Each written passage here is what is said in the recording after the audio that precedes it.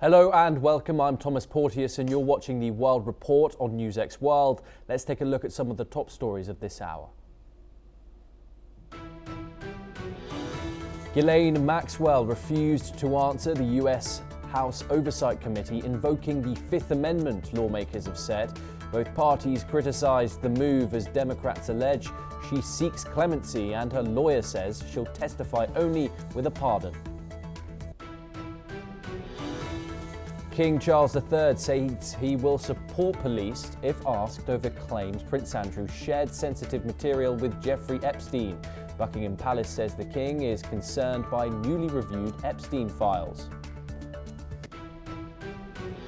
The United States and Armenia have agreed to cooperate on civil nuclear energy, deepening ties. The move follows a US-brokered South Caucasus peace deal, with Washington seeking to draw Yerevan closer.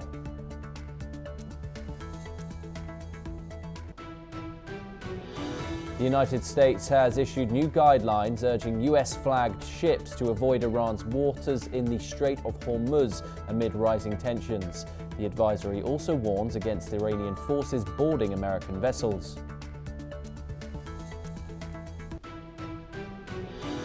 The White House opposes Israel annexing the West Bank, saying stability is vital to regional security. It stopped short of condemning new measures or saying if concerns were raised with Israel's government.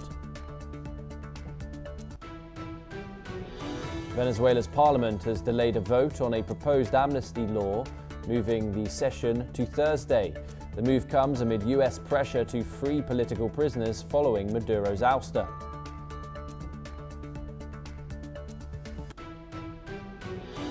Police arrested 27 people as clashes erupted while officers cleared protests ahead of Israeli President Isaac Herzog's visit in Sydney. Protesters allege pepper spray misuse as PM Anthony Albanese urged calm ahead of a new rally. Mexican authorities recover 10 bodies during the search for workers kidnapped from a Canadian-owned mine in Sinaloa State. Officials say 5 victims were identified so far, while forensic teams work to confirm the others.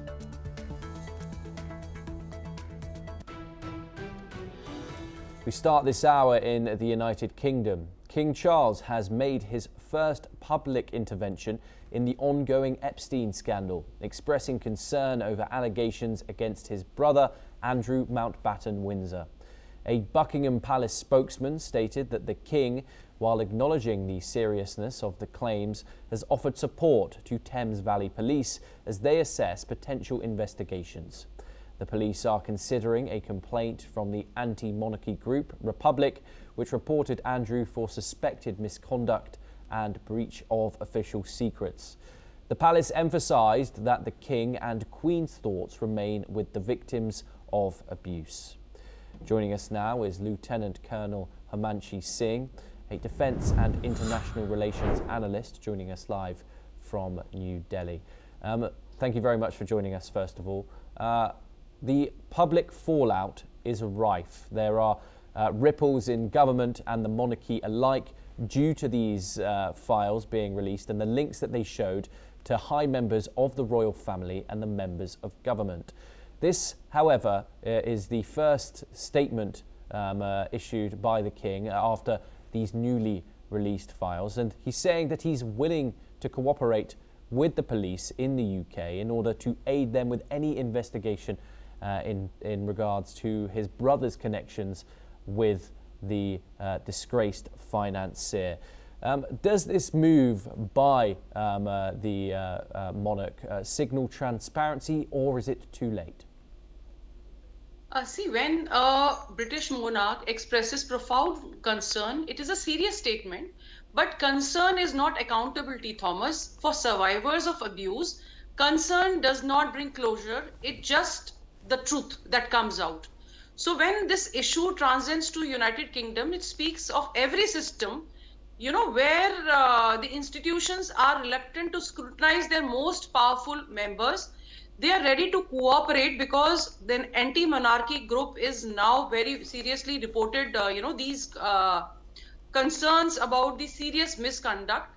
But we learn that, institutions earn legitimacy through not just through traditions, but through transparency. So how transparent they are going to be when the police goes to their doorsteps and carries out these investigations is justice has to be universal. It cannot be bending for titles whether they are royals, political or cooperate people, because the moment law pauses at privilege, democracy, and when people have some status like this, then justice is denied.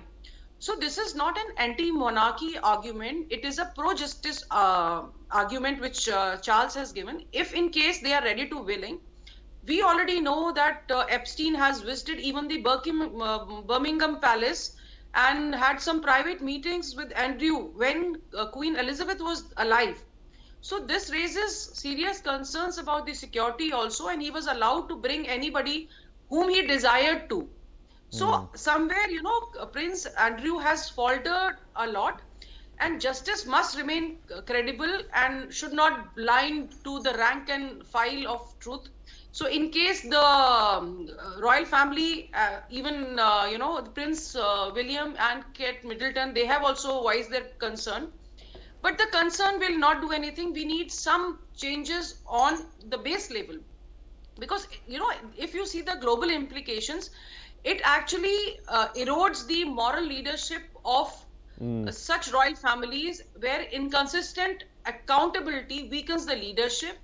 Then these institutions are at risk, because public confidence in monarchies and democratic institutions depends on the equal application of law, which is not there.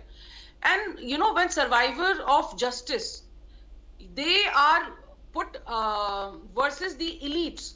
So many a times we see the justice fails to serve everyone equally. That is why we must understand there is a global lesson that no nation, no democracy, no monarchy can selectively argue on morality in the age of transparency. So if in case the royal families, they cooperate, we may see a lot of truth coming out. Thomas.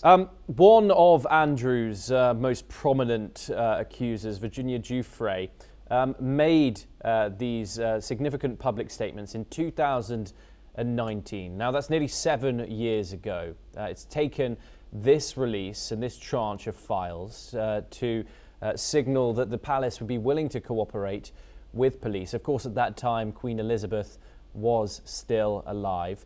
What does this say about how the royal institution has treated the severity of this situation? See, nobody had treated this particular scandalous event of things very seriously unless it became into a hurricane. People knew about it. He was jailed earlier also, and after release from jail, he visits these elites. So somewhere, people were giving him lot of shelter. They were in gloves with him. And after so many years, 7-8 years of these things coming out, and the entire thing has actually become public very recently. So the entire furor is very recent. Before that, people were aware. See, we cannot just say that the royal families or the elite or the political centers were not aware.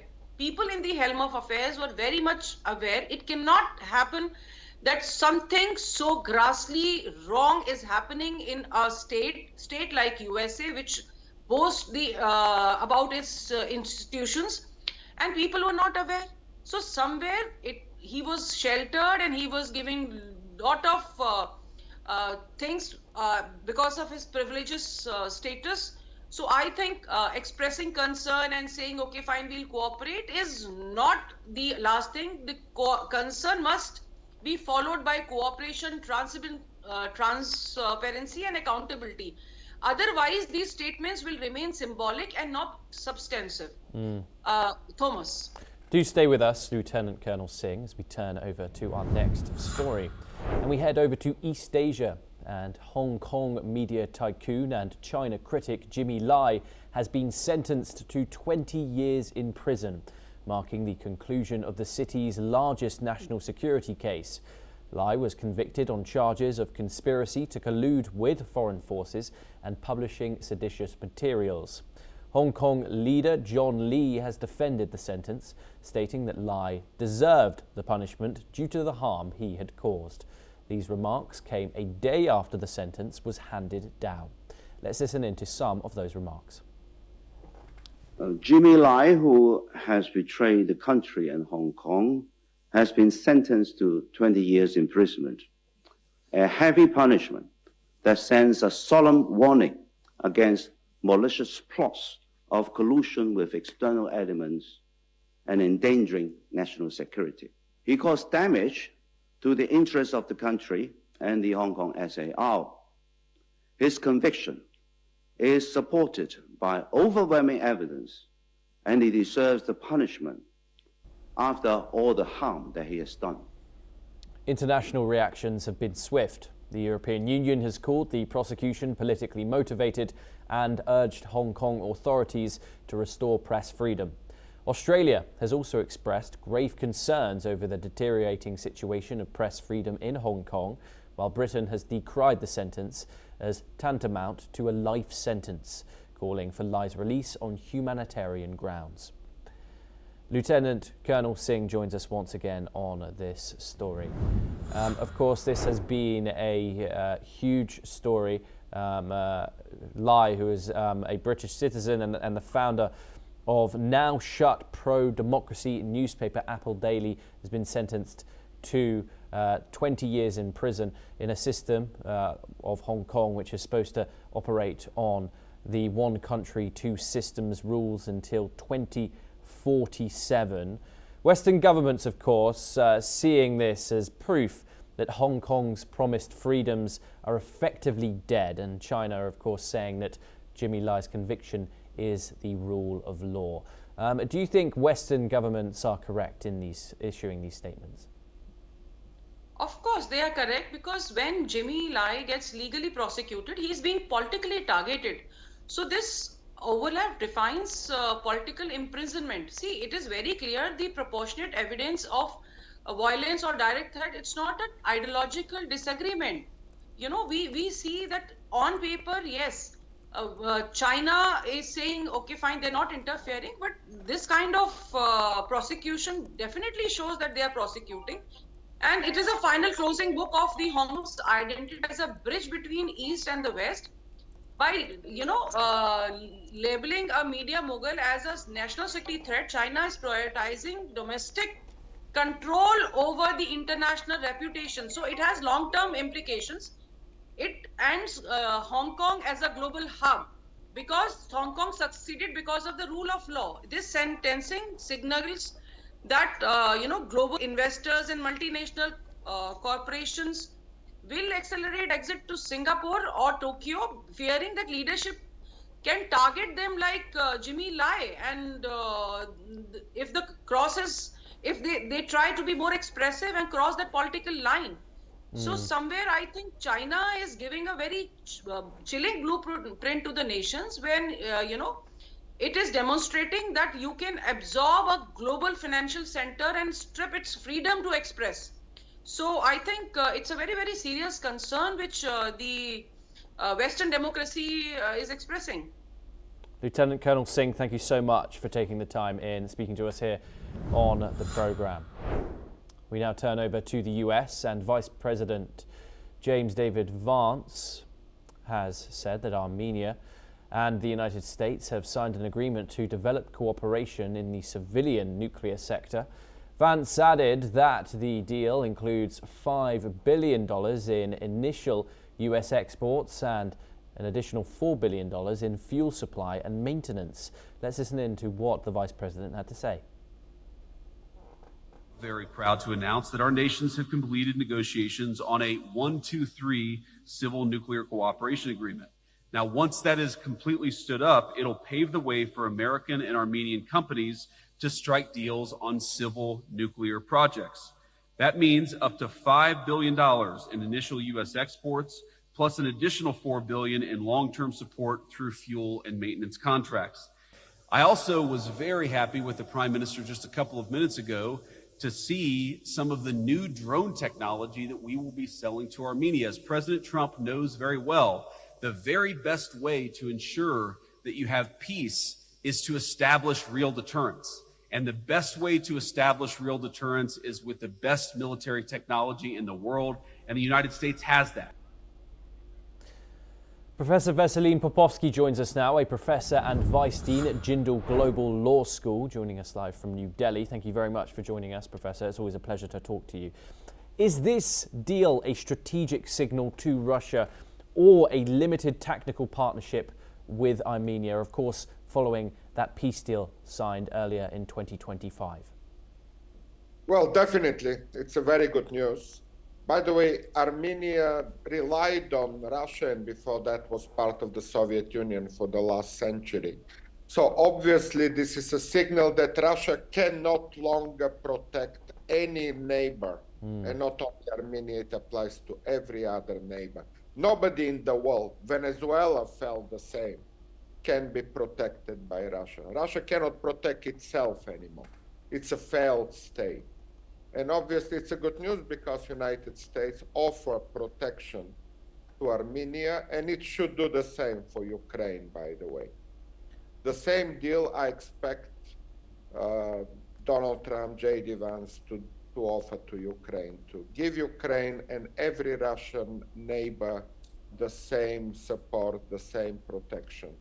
That's the only way forward here. Yes, excellent news. I welcome it. So you don't think this could cause any counter moves from either Moscow or even Ankara? Well, from Moscow, not much, because Moscow doesn't have much options. Well, they can talk, they can protest. There will be a statement by Foreign Minister Lavrov, and we hear this every day. And they are useless statements. Nobody pay attention to Lavrov and Moscow anymore. Turkey is more interesting because it's a neighbor, and it's obviously will react to that in the sense of was Turkey informed about this deal? They may raise some concerns, but this could be actually easily dealt with on diplomatic level between Turkey and United States. I don't expect much tension.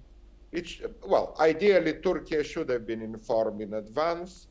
And if not, it's a mistake by the United States. They have to take into account that neighbors need to know those deals. And how does this deal Armenia's security calculus vis-a-vis Azerbaijan? Currently, there is a peace, as we know, between Armenia and Azerbaijan. There is no tension after they signed the two states last year, after a long year of conflict. It's one of the good news of 2025. By the way, Donald Trump doesn't have much to do with that. That was negotiated bilaterally between the two countries, mostly. Well, they invited Donald Trump as a guest to be present, but the deal was nothing to do with Donald Trump. It was done between Armenia and Azerbaijan. And I don't think, again, much tension will arise. Hopefully, the two countries will coexist and cooperate as neighbors from now on. If Azerbaijan needs some help in terms of its security, obviously, it's also another partner. I'm sure United States and other countries will not refuse any support for Azerbaijan, but mostly Armenia is the one that needs. Armenia is a poorer country of the two. Azerbaijan has its own resources. It's a pretty much well-capacitated state to take care of its own security. So in this case, Armenia is the one that needs foreign assistance. What more can you tell us about Armenia as a country? Its strategic importance, its resource wealth. Why has the US moved like this? US would like to be involved in peace deals, mostly after the conflict ended. And Armenia needs support because, yes, it's a mountainous country. Its GDP is pretty low per capita. It doesn't have the necessary exploration. It has, you are right. They have resources, but they need more exploration and more international assistance, I will put it generally. And certainly, security is important, but also economic infrastructure is there.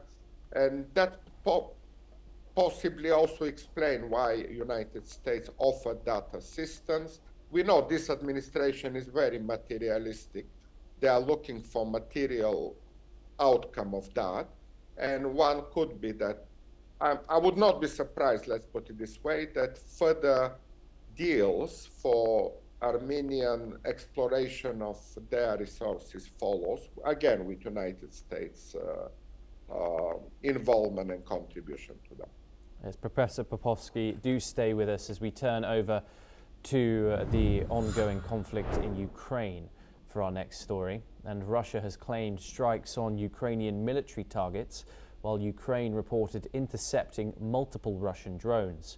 Russia's defense ministry says that over the past 24 hours, Russian troops had struck a Ukrainian military airfield's infrastructure, along with energy and transportation facilities, as well as temporary deployment points of the Ukrainian army and foreign mercenaries. Meanwhile, the Ukrainian President Volodymyr Zelenskyy has praised the resilience of emergency responders and railway workers as they continue to maintain critical infrastructure despite daily Russian attacks.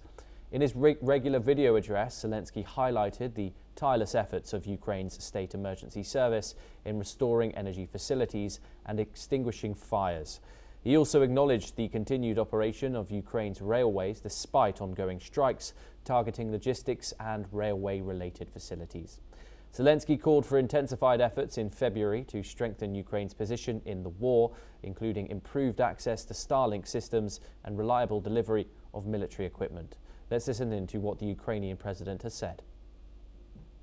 Дякую за реальну ефективність рятувальникам ДСНС України, які щодня працюють на об'єктах енергетики, на гасінні пожеж. Щодня допомагають людям та громадам пройти цей складний час.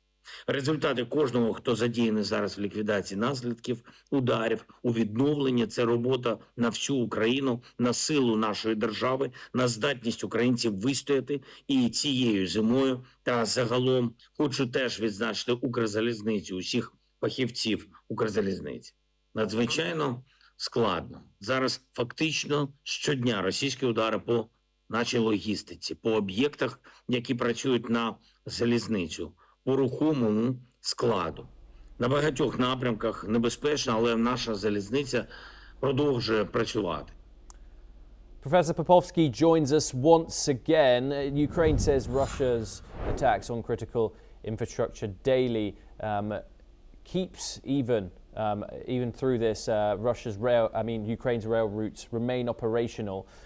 While, of course, counteracting claims from Moscow saying that it's struck these key Ukrainian military targets. What does Ukraine's ability to keep railway networks going say about its wartime resilience?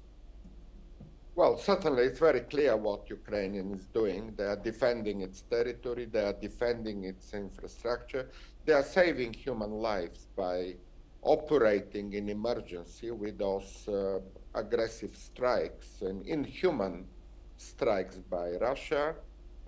I see resilience, I see commitment, and it's every day when President Zelenskyy said that even reassures all of us that Ukraine will survive the winter. The Russian strategy will fail. Ukraine will not freeze this winter. I speak daily with my friends in Ukraine, and all of them are pretty optimistic. They say the winter will be over in a few weeks. We have private generators for extra electricity. We are not dying. We haven't heard anybody dying from freezing, by the way, over the last 2 months. So everything Russia is trying to do is to cut electricity, cut the heating, but that doesn't lead anywhere. A resilient nation like Ukraine will survive the winter and will defeat Russia long term, obviously. This is the last attempt by Putin to inflict some damage, and it failed again. So it failed not only militarily, but even with the war crimes Putin commits against Ukraine, those don't produce anything. There are no freezing in Ukraine. People survive pretty solidly, and I'm pretty optimistic that in long term, Ukraine will defend its territory, will liberate Donbass, and it will take time because of, we know why, because of Donald Trump continuous neutrality here and not helping Ukraine and supporting Putin effectively. And what about the front line? What more do we know about it? We know about certain major battles currently unfolding, including that of Pokrovsk, a major flashpoint in the war currently. What more can you tell us about what's going on the Eastern Front? Well, it's a stalemate. There is not much movement either way. Pokrovsk is still in the hands of Ukraine, as it's Kupiansk. So again, I mentioned the total failure of the Russian advance. They tried those two small cities, by the way, they are not big ones. Kupiansk and Pokrovsk are very minimal in comparing to Indian or Chinese cities. They are just with a population of 50,000 and maybe less left now. So Russia doesn't advance, and it advances so minimally that it doesn't make any difference really on the battlefield. Ukraine is defending very well, and Russia is losing a lot of soldiers. So that's the news from the battlefield. In January only, for those 31 days, the estimation is that Russia lost over 30,000. So it's more than 1,000 per day. So is Russia losing, attacking Kupiansk, Pokrovsk, and other small villages. So that's the news of the battlefield. Putin is ready to sacrifice 1,000 soldiers per day. And if you don't, apologies, and if you don't mind, you're speaking to people in Ukraine now. You're saying they remain optimistic despite, of course, the ongoing winter, despite the war reaching its fourth year. It will be later on this month. What's the mindset of the people there currently? Well, resilience, commitment. I speak to people in Kharkiv, which is only 40 kilometers from the battlefield. There are drones. They say sometimes, yes, we wake up in the morning and we see the debris from the drones falling down. There are some sirens. They have to evacuate when the situation gets worse, and they do that. They're used to that already. They're kind of joking with me now, and they say, yes, another winter, we can do another 5 winters, no problem. We will survive. We will get over this. It will take time. And they blame, obviously, Donald Trump for not helping Ukraine like Joe Biden did last time. But they are very optimistic. They say, we have our spirit, our government. They're all behind the government. There is absolutely no doubt that they are supportive. 70%, the latest opinion polls show that they support the government, and they are expecting good news in 26. Professor Popovsky, thank you so much for taking the time in joining us. Great pleasure to talk, as always.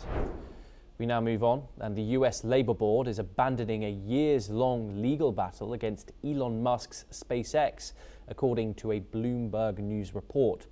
The National Labour Relations Board has dismissed a complaint accusing the aerospace company of firing 8 engineers over the involvement in a letter criticising Musk. In a letter to the former employee's attorney, the NLRB said it lacks jurisdiction over SpaceX, citing a recent opinion from the National Mediation Board, which oversees airline and railroad workers. As a result, the agency said it will not pursue the case. The move follows a US appeals court ruling that questioned the NLRB's legal structure and barred it from proceeding against SpaceX. The decision could limit future labour actions involving the company.